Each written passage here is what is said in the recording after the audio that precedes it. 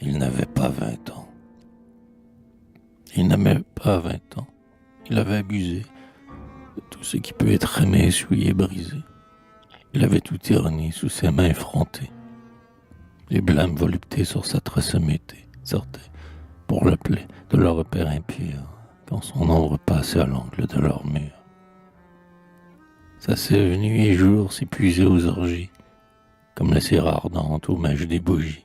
Chassant l'été, l'hiver il posait au hasard son coude à l'opéra sur Gluck ou sur Mozart.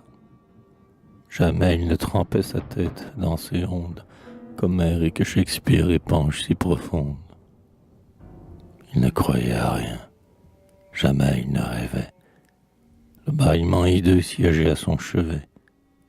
Toujours son ironie, inféconde et morose, jappait sur les talons de quelque grande chose.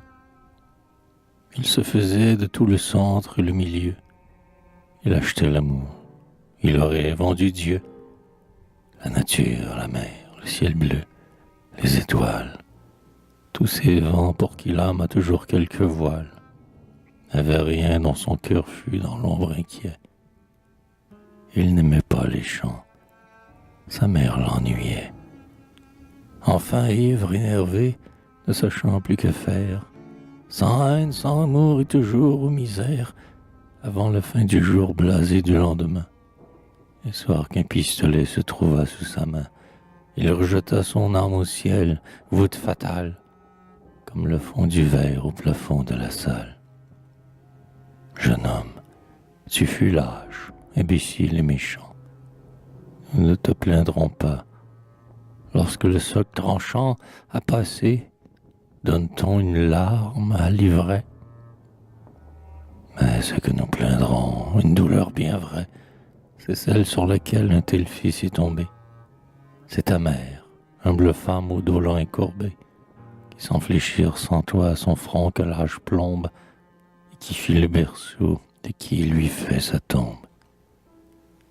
Nous ne te plaindrons pas, mais ce que nous plaindrons, ce qui nous est encore sacré sous les affronts, c'est cette triste enfant qui jadis pur et tendre chantait à sa mansarde où ton or alla la prendre, qui s'y laissa tenter comme au soleil levant, croyant la fin derrière et le bonheur devant, qui voit son âme hélas qu'on mutile et qu'on foule, et passe maintenant sous les pieds de la foule, qui pleure son parfum par tout souffle enlevé, pauvre vase de fleurs tombées sur le pavé.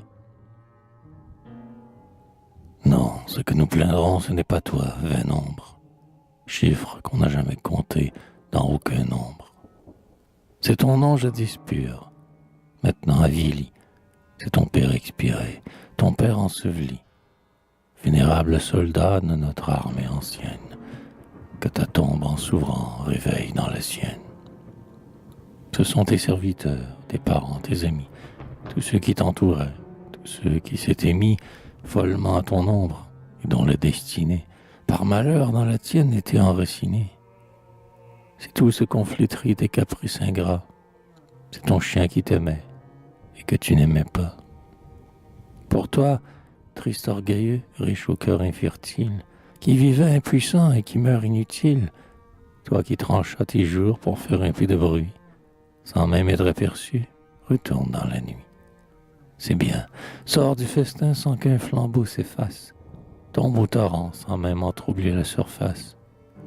Ce siècle a son idée, elle marche à grands pas, et toujours à son but, ton sépulcre n'est pas de ceux qui le feront trébucher dans sa route. Ta porte en se fermant ne vaut pas qu'on l'écoute. Va donc, qu'as-tu trouvé, ton caprice accompli?